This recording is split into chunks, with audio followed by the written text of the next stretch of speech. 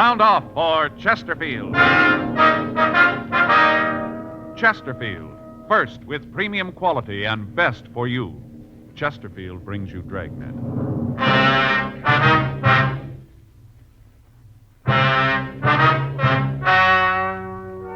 Ladies and gentlemen, the story you are about to hear is true.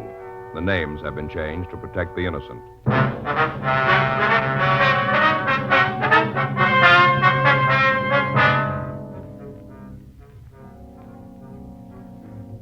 You're a detective sergeant. You're assigned to homicide detail. A young girl has been shot with a .22 caliber rifle. It was reported as suicide. Your job, investigate. Here is Chesterfield's record with smokers, and important to you. No adverse effects to the nose, throat, and sinuses from smoking Chesterfield. That's the report of a doctor who has been examining a group of Chesterfield smokers for a full year and 2 months as a part of a program supervised by a responsible independent research laboratory. Don't you want to try a cigarette with a record like this? Chesterfield, first with premium quality. Chesterfield, first choice of young America. And that's from a survey made in 274 colleges and universities. Try Chesterfields today. Chesterfield, regular or king size. They're much milder and best for you.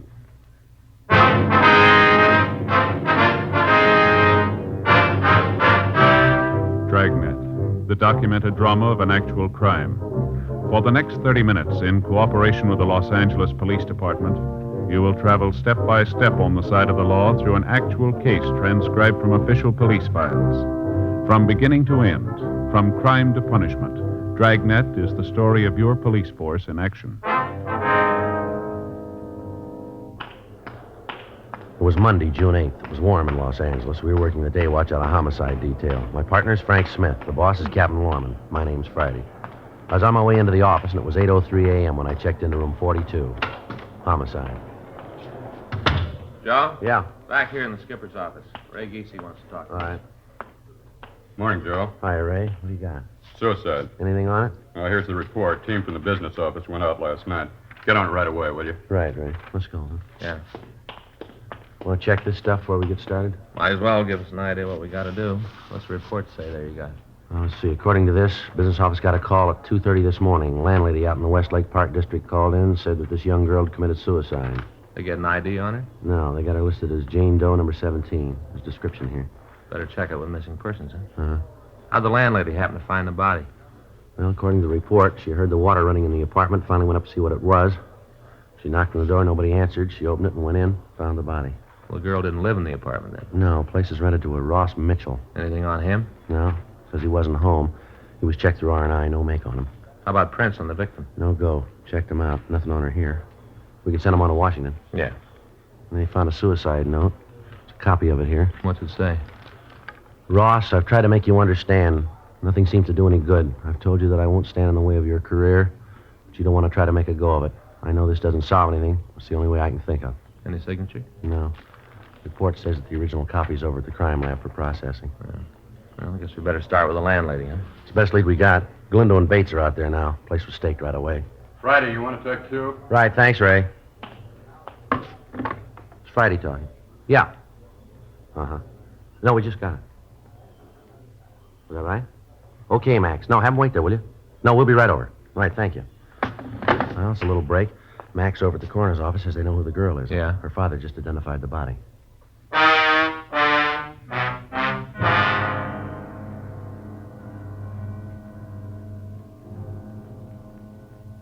"8:14 a.m. We left the city hall and we went over to the Hall of Justice. We met the victim's father, a Mr. Robert Andrews Paul. He told us that there could be no mistake. The body was that of his daughter, Gloria Z. Paul. The attendant had given him some smelling salts, and after introducing us, he'd left to close off the viewing room. I don't understand why she'd do it. None of it makes sense. When'd you see your daughter last, Mr. Paul? Saturday afternoon, that was the last time. I never saw her again. She was gone Saturday night and all day yesterday, is that it? Yeah. You hear from her at all? No. Weren't you worried about her at all? No, sometimes she doesn't come home, stays with a girlfriend, but when I didn't hear from her last night, I got worried, started calling around. Did she say where she was going when she left? Told me she was going over to see Peggy. Said the two of them were going to a show and that she'd be home for dinner, sure. Well, who is this Peggy? Peggy Rockwell, a friend of Gloria's. Uh-huh. Have you talked to her? What? I say, have you talked to this Peggy since your daughter disappeared? Yes, I called her last night. I talked to her then. I was most out of my mind. I didn't know what to do. I talked to her last night. She didn't know. Did your daughter know anybody named Ross Mitchell? Ross Mitchell? No, I don't think I've ever heard the name. Why do you ask that? Oh, just wondered. You know something about this you're not telling me, is that it? No, sir, we don't. Well, it must be something like that. You don't just come up with a name like that out of thin air. You got to have a reason. Now, look, I'm her father. I got a right to know. All night sitting there waiting for the phone to ring, calling her friends, thinking she's been in an accident, imagining all kinds of things. If you know something, you should tell me. I've got to know. How am I going to tell her mother? Poor woman's almost dead with worry. She doesn't know about this. All she knows is that the baby's gone, that's all. The baby's gone. Gloria is dead. I don't know what to do. All right, Mr. Paul, try to take it easy. I'm sorry if you got a cigarette. Yes, sir. Here you go. Here, I'll give you a light.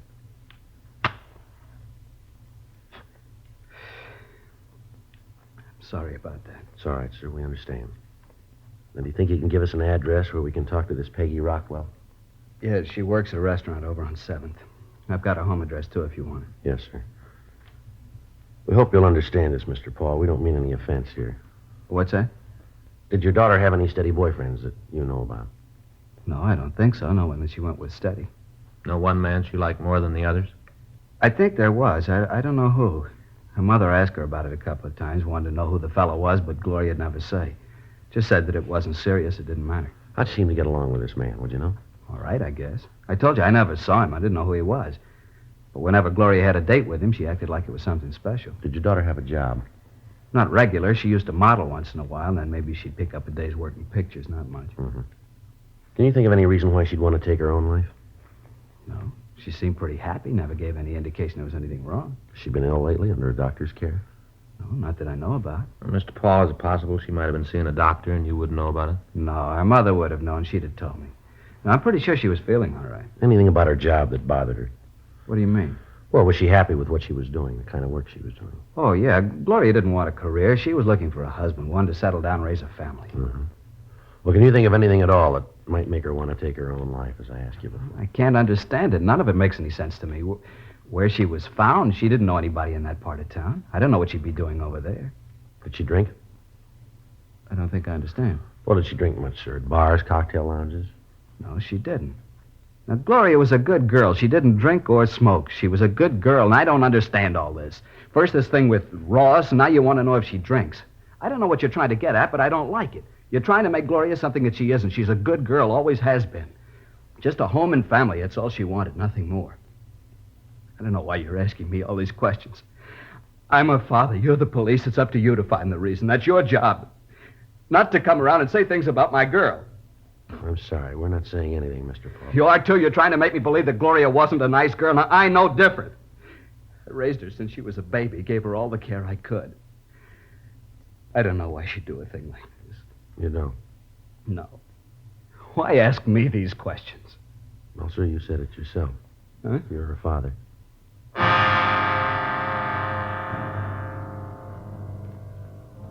We continued to talk to the father of the victim. From him, we got a list of the girl's friends, the address, and the names of the people that she worked for. While we were talking to him, he was unable to give us any idea as to why his daughter, Gloria Paul, might want to take her own life. He insisted that he didn't know anybody or any one of his daughter's acquaintances named Ross Mitchell. A telephone call was put through to his wife, but she was unable to tell us who the man was. 8:20 a.m., Mr. Paul recovered from the initial shock, and he went home. 8:39 a.m., we drove over to the rooming house where Gloria Paul had been found. On the way, we stopped to call the crime lab to see if they'd been able to come up with anything in the dead girl's effects to help us. Lieutenant Lee Jones at the lab told us that they hadn't finished their investigation yet. 8:50 a.m., we arrived at the house and talked with the landlady, Thelma Keene. It's terrible. Poor little thing. You haven't seen Ross Mitchell yet, is that? No, he hasn't come in. I told the officers last night that I didn't expect him until noon today. Have you seen the girl before? Once in a while, she'd come in with Ross, wait for him, and then they'd go right out. Did you see her last night, son? I told the officers that were here last night that I didn't. Didn't you talk to them at all? Well, yes, ma'am. We have the report they filed, Mrs. Keene, but we'd like to get some additional facts from you. It seems like a waste of time, but I suppose you have to. Yes, ma'am. Do you have any idea when she might have come in? No, not the slightest. When was the last time you saw Mitchell? Saturday around noon, he came in and told me that he'd be out of town over the weekend. Said for me to keep an eye on the place. Yes, ma'am. Did he tell you where he was going? And said he was going to visit an assistant director friend of his over in La Cañada. Did he say what the friend's name was? No, they're working on a picture together. Ross just met him the other day. Asked him out for the weekend. Ross is very good at making friends. Mm-hmm. Do you know where he's working? No, Ross just said it was a sea adventure. Doing it in full color. 3D, too. I guess it's going to be quite a spectacle. They didn't have all the gimmicks in my day. Ma'am? Didn't have 3D or the other things. In my day, we acted. We knew how to act. From the heart. These youngsters are good flack can make a star out of anybody. Oh, things have changed. And here, this one. That's me with the pith helmet. This was made over on Catalina Island. We were shooting a jungle picture. We acted. No doubles for us. Real actors. When was this, ma'am? A few years ago. Now, why are you asking all these questions about Ross? Well, the note the girl left was addressed to him. That doesn't mean anything. Just some lovesick girl. Doesn't mean Ross had anything to do with it. How'd you happen to find the body? I went to bed about 10:30. They were running one of my old movies on TV, and I stayed up to see it. You happened to catch it? A thing called The Floods Will Come. Made it over at Catalina. It starred Nick Benton, real movie idol. Here's one of the stills from the picture. Yes, ma'am. Here's the whole company. That's me. And that's Nick with the puttees. He'd put on a little weight. I remember he had to do road work while we were there to trim down. Held the company up for a week. A grand picture. They didn't do it right on television, though. Looked a little corny. I guess the way they ran it through the machines. You know, we all looked pasty. Even Nick. Yes, ma'am. Would you go on, please? Well, after I saw the rest of the picture, I went up to the kitchen, got a bowl of shredded wheat to eat in bed, came back to the bedroom, and I heard this noise. What noise was that, ma'am? Like somebody was running water in one of the taps. Went on and on. Pretty soon it started to bother me. I couldn't understand it. Uh-huh. Finally, I went up to see who it was. Noise came from Ross's apartment. Mm-hmm. I knocked, but there wasn't any answer, so I unlocked the door and went in. I thought something was wrong. And that's when I saw her. I see. She was lying on bed. Right away, I called the police. Before you went up, did you hear any other noises? Any sound of a struggle, anything like that, maybe? No, just the water running. Well, how about the shot, ma'am? You hear that? No, I didn't. A lot of shooting in the picture I was watching. Did you touch anything in the room? No, I turned the lights, but that's all. The room was dark when I went in. Just turned on the lights, and then I called you. According to our report, there wasn't any purse found with the body. Did you see one when you went in there? I didn't. But if I had, you'd gotten it. What are you trying to say? That I stole her purse? Is that what you're trying No, to say? ma'am, that's not what we're trying to say. Better not. I've got a reputation in this town. I know a lot of big people. I'm not going to have you come in here and call me a thief. Well, we didn't mean to offend you, ma'am. Mm-hmm. Who has a key to Mitchell's place besides him, ma'am? No one. He's got the only one. I don't like a lot of keys to the rooms out. I tell all the tenants that. Have you got any idea how the girl might have gotten into the room? No. Do you know who the gun belonged to? Yes, it was Ross's. You pretty sure about that, are you? Yes, I saw it when he moved in. Commented on it then. He said that he'd had it since he was a kid. Kept it out of sentiment. Mm-hmm. What's this all about, anyway? You seem to think that there's something wrong. Is that it? No, ma'am. It's just that in things like this, we have to make a complete investigation. You can understand. Oh, well, I want to do all I can to help you, but I do have an appointment. If there's nothing more you want, I'd like to be going. That's all right, Miss Keene. If we want to talk to you, we'll be able to reach you here. Yes, right here. We'll give you a call to tell you about the inquest. Am I going to have to be there? Yes, ma'am. You and Mitchell. Why him? Well, it was his apartment, ma'am. But he didn't have anything to do with Well, it. maybe so, ma'am, but he'll still have to be there. It's not fair. A thing like this can ruin him. By the time the papers get through with it, he'll be finished. It can ruin his career. He doesn't know anything about it. He won't be able to tell you anything. Well, you're wrong there, ma'am. Huh? He's got a lot to explain.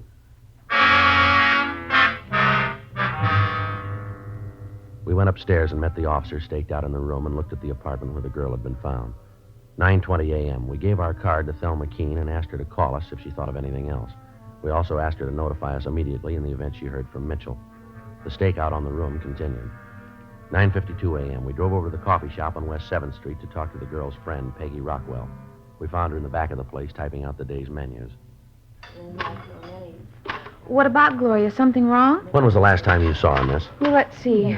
Saturday night, she stayed at my house. Left about noon on Sunday. I had the day off. Figured that maybe we'd do something, but Gloria said she had something to do. Last I saw her was on Sunday morning. You know a man named Ross Mitchell? That bum. Why do you say that, Miss Rockwell? 'Cause he is. Real no good. You pretty friendly with Miss Paul? Well, Gloria thought so. Turned out he was just using her. Well, how do you mean?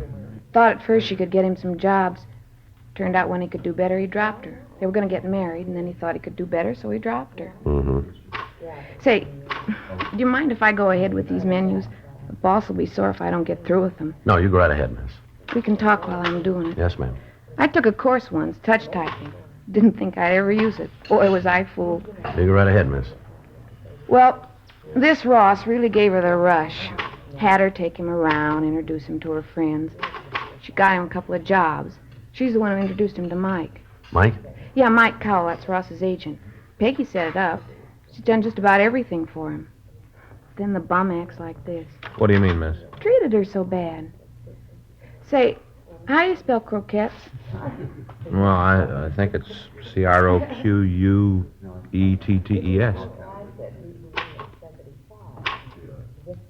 O-Q-E-T-T-E-S.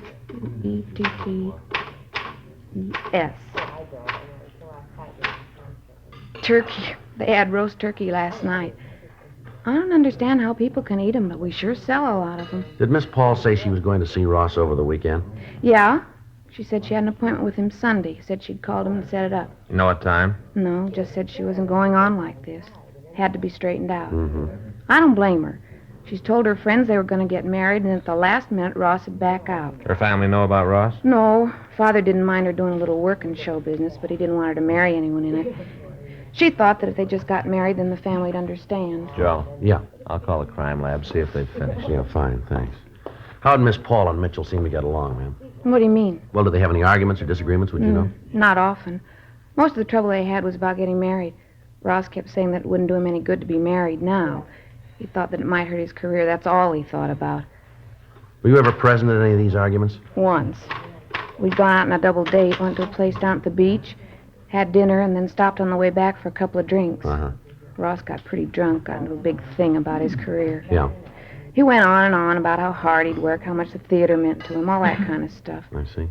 Finally, he said right out that he'd kill anyone who tried to stop him, just like that. He'd kill anyone who tried to stop him. Joe. Yeah. See you a minute. Would you excuse me, please? Sure. Just a minute. Is there one L or two L's in broccoli? Just one, ma'am. Oh, thanks. Yeah. Just talk to Lee Jones. Yeah, did he finish up? Yeah, something's wrong. What's that? He thinks the girl was murdered.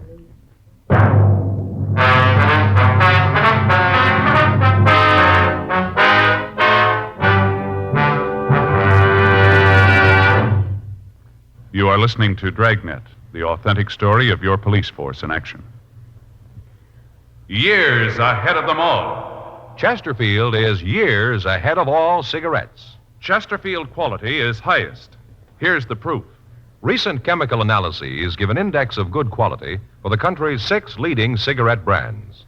The index of good quality table, which is a ratio of high sugar to low nicotine, shows Chesterfield quality highest. Chesterfield quality highest. 15% higher than its nearest competitor. Chesterfield quality highest. 31% higher than the average of the 5 other leading brands. Don't you want to try a cigarette with a record like this? Chesterfield.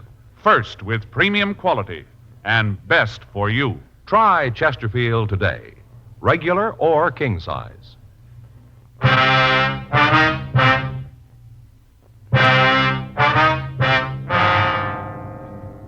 10:37 a.m. We drove to the crime lab and talked with Sergeant J. Allen. He told us that when they checked for powder burns on the body, they hadn't found any. They measured the reach of the dead girl and found that it would have been almost impossible for her to have pulled the trigger on the rifle, leaving the fingerprints they found on the gun. Blotter test failed to show any traces of nitrate powder on her hands. They checked the handwriting on the suicide note found in the room against samples of Gloria Paul's writing and found that they didn't match. From their findings, they said that it was their opinion that the girl had not killed herself, that she'd been murdered. We went back to the city hall and got out a local and an APB on Ross Mitchell. We called the landlady of his rooming house. She hadn't heard from him. 12:30 p.m., we went back to the rooming house and relieved the stakeout. We asked the landlady not to say anything to Mitchell about our being there. 12:45 p.m. Still no sign of the suspect. 1 o'clock. 1:30.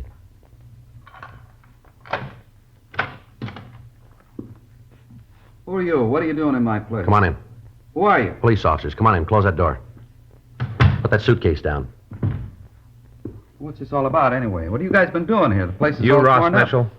Yeah, why? You know a girl named Gloria Paul? What's she got to do with it? You know her? Yeah, I know her. When's the last time you saw her? Say, what's this all about? What's all these questions? When was the last time you saw Gloria Paul? Friday night, I guess. Don't you know for sure? All right, Friday night. You haven't seen her since? I told you, the last time was Friday You night. didn't see her Sunday? No. Where were you Saturday and Sunday? Out of town. Where? La Can you Cañada. prove you were there? Why? Can you prove you were there? I don't like all this. You guys coming in here asking a lot of questions. What are you trying to prove? Who were you staying with? A friend of mine. What's his name? I'm not going to have him dragged into this. You haven't got any choice. Well, that's what you say. You haven't told me what this is all about. I'm not telling you anything till you tell Now, me. you look, Mitchell, understand this. We're not here to pass the time of day. You better come up with some answers quick. Now, who are you with? Friend of mine, guy named Sid Austin. What's his phone number? You going to call him? We got to check your alibi.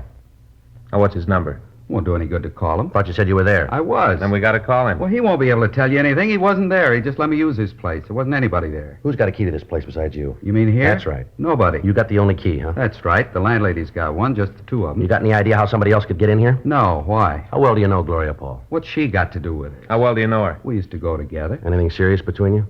She thought we might get married. How'd you feel about it? I don't think that's any of your business. Maybe it is. How'd you feel about it? I liked her. She was a nice kid. Nothing more? No. Now, you look. I think it's about time you told me what this is all about. Something to do with Gloria. Is that it? That's right. What? She's dead. Oh.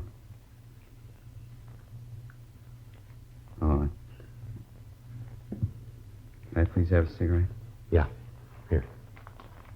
Here's a match. Thanks. How'd it happen? Thought maybe you could tell us. Why'd you figure that? Where'd you see her last? Up here? This room? Yeah. When was that? I told you, Friday night. You have any trouble with her? No. No argument? I told you no. Well, how'd it happen? Can't you tell me? You own a .22 rifle? Yeah. You got bullets for it? Yeah, why? Where do you keep it? Closet over there. You keep it loaded? No, the bullets are on the shelf in the closet. All right, come on, Ross. We better go downtown. What I for? want to talk to you. What for? You got to tell me before I have to go. You got to tell me what you're holding me for. Suspicion of murder. Now, come on.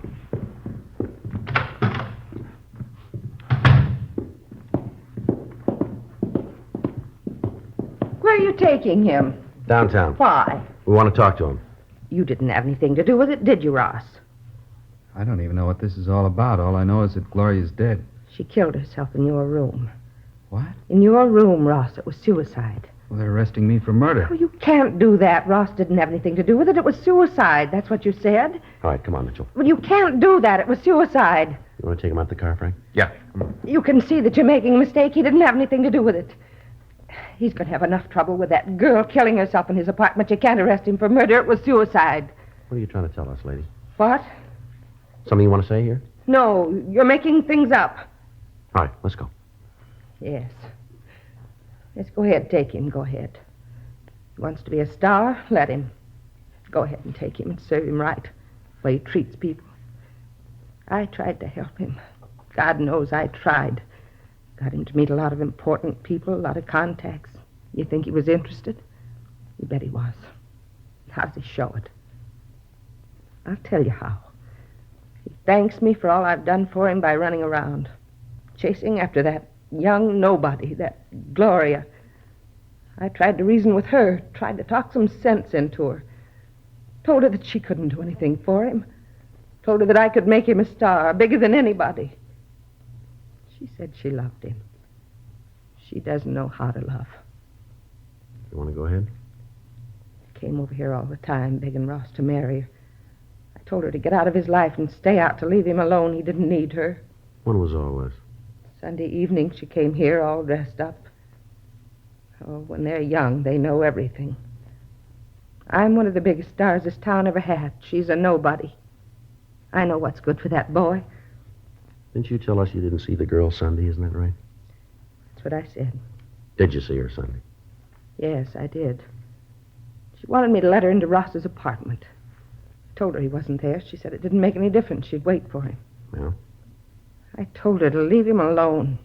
She didn't understand him, didn't know how to take care of him.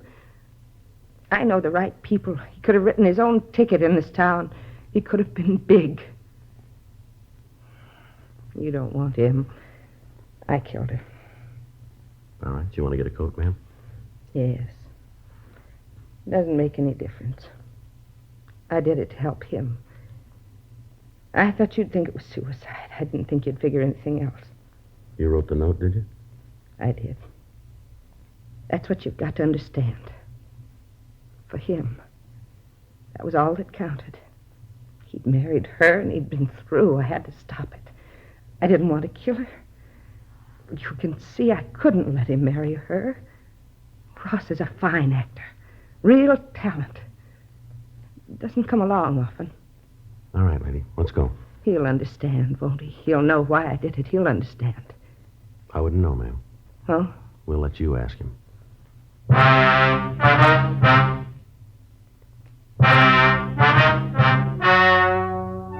The story you have just heard is true. The names were changed to protect the innocent. On October 14th, trial was held in Department 89, Superior Court of the State of California, in and for the County of Los Angeles. In a moment, the results of that trial. Now, here is our star, Jack Webb. Thank you, George Fenneman. Friends, Dragnet Radio is taking a summer vacation. We'll be back in the fall. George Fenneman will tell you all about that in a minute. Meanwhile, I hope you'll watch our TV show regularly, and I also hope that all of you who are not Chesterfield smokers will try them. I like to feel that when we resume broadcasting in the fall, every one of you will have switched to Chesterfield. You'll find their best for you. And, of course, when you go on that vacation this summer, be sure to take along a couple of cartons, will you? Chesterfield. And we all hope you have a very pleasant summer.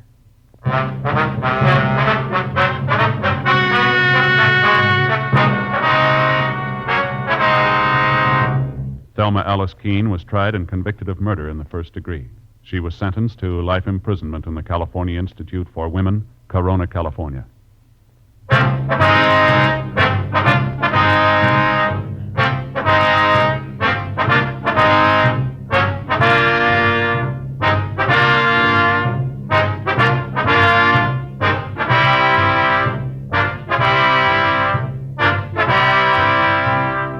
You have just heard Dragnet, a series of authentic cases from official files.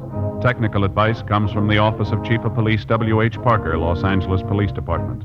Technical advisors, Captain Jack Donahoe, Sergeant Marty Wynn, Sergeant Vance Brasher. Heard tonight were Ben Alexander, Virginia Gregg, Vic Perrin. Script by John Robinson, Ben Alexander. Music by Walter Schumann. Hal Gibney speaking.